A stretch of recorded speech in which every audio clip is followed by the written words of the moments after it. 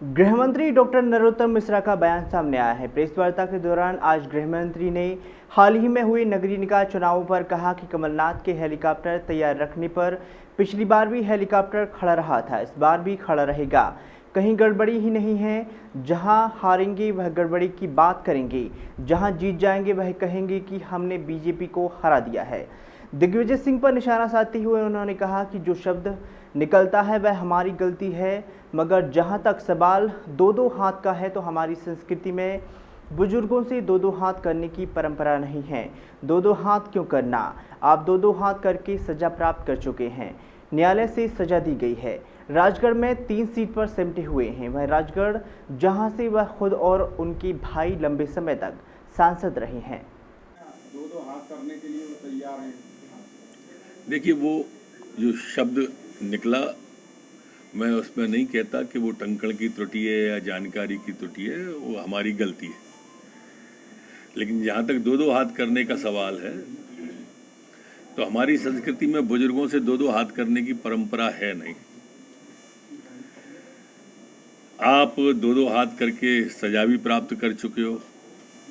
न्यायालय ने सजा वो दो दो हाथ करने का जिक्र किया है, और इसलिए काय के लिए दो दो हाथ करने की बातें कर रहे हो। राजगढ़ की बात थी, राजगढ़ में आपने 3 सीटें ही प्राप्त की हैं, जहाँ से आप बरसों सांसद रहे, आपके भाई सांसद रहे, वो भूल से निकल गया।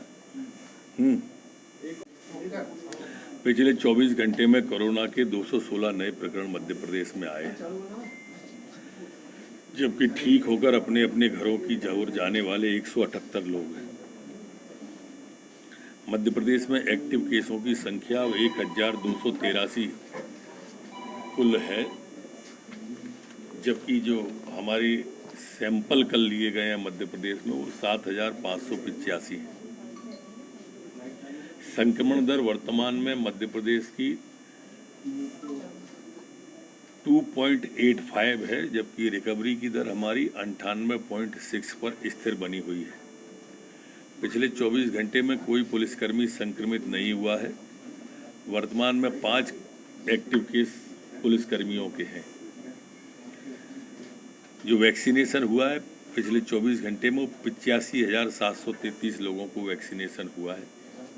अभी तक जो कुल वैक्सीनेशन हुआ है वो 12,14,97,078 लोगों को वैक्सीनेशन हुआ है।